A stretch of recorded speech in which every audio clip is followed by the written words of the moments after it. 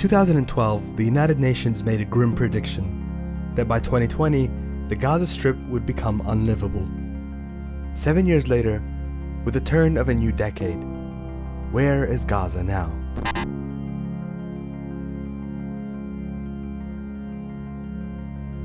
There are 2 million Palestinians living in Gaza.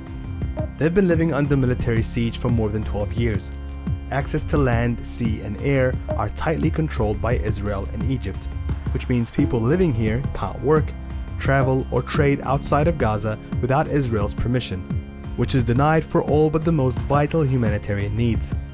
As a result, unemployment rates are as high as 47%, with more than half the population living under the poverty line.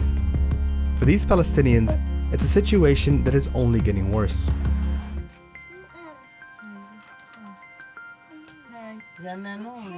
غزة غير قابلة للحياة، يعني فيش وضعها مأساوي، يعني الله يكرمكم احنا ساكنين في مزبلة، هلقيتها فيش الشغل زي أول. يا ريت الوضع أصلا يستمر على هيك، إذا ضل الوضع هيك احنا بخير، إذا الوضع يعني صار أسوأ من هيك يعني احنا هنتدمر مش هنلاقوا ناكل.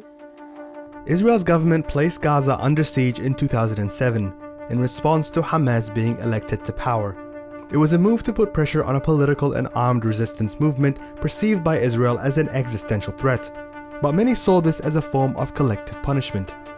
In 2008, Israel launched a ground invasion of Gaza, killing more than 1,300 Palestinians. It launched another in 2012 and another in 2014, with the latter killing more than 2,200 Palestinians, with around 70 Israelis also killed. Israel blamed the conflict on Hamas militants firing rockets into its territory, but has been accused by human rights groups of indiscriminately targeting civilians, as well as vital infrastructure such as schools, power plants, and hospitals. In the aftermath of these conflicts, and with ongoing airstrikes on residential areas, Gaza has struggled to rebuild and to treat the injured and sick.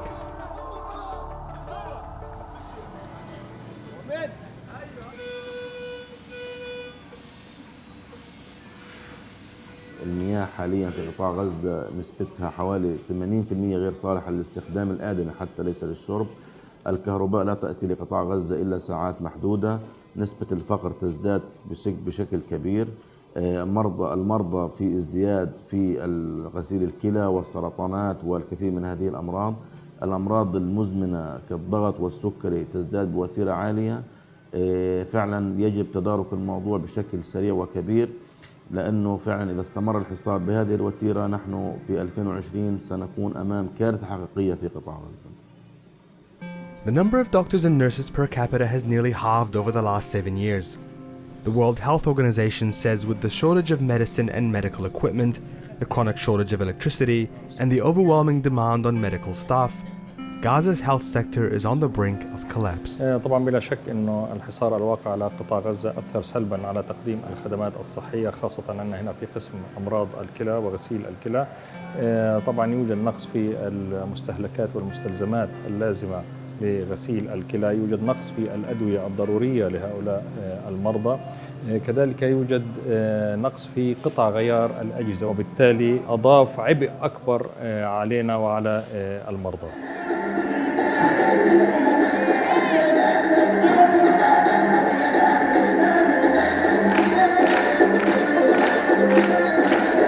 With nearly half of its population under the age of 17, education is a primary struggle for Palestinians in Gaza. As the population grows, so does the demand on its schools. 2/3 of all schools in Gaza have to run double shifts to provide for their students. And even then, the average class has 39 students in it. من ناحية تحصيل دراسي، الطالب الذي موجود مع عدد قليل جدا من زملائه يعني بياخذ مقدار كبير من الاهتمام والرعاية من المدرس، لكن عندما يكون العدد كبير جدا الصف مكتظ، أنا أستطيع أن أصحح مثلا على سبيل المثال أستطيع أن أصحح 10 20 30 كراسة في الصف من خلال، لكن بالنسبة ل 50 أو 55 لا أستطيع، أحتاج إلى وقت إضافي أيضا يكون على حساب المعلم. Basma Bassous says the large numbers also lead to the spread of sickness and disease among her students. She says a few years ago only 1 or 2 students would be away sick on any given day. Now it's at least 10 a day. She says without more resources and more teaching staff, the situation is heading towards disaster. الوضع سيكون كارثي. احنا اليوم ما بنقدر نتعايش مع الوضع هذا في 2020 لو زاد العدد عن هيك سيكون الوضع كارثي بمعنى الكلمة.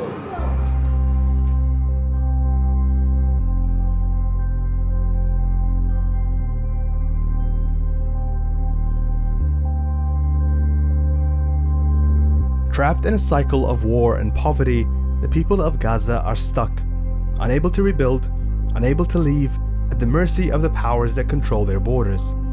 United Nations experts now say the prediction they made in 2012 has already arrived, that Gaza is already unlivable, and that the biggest barrier to its recovery is Israel's blockade.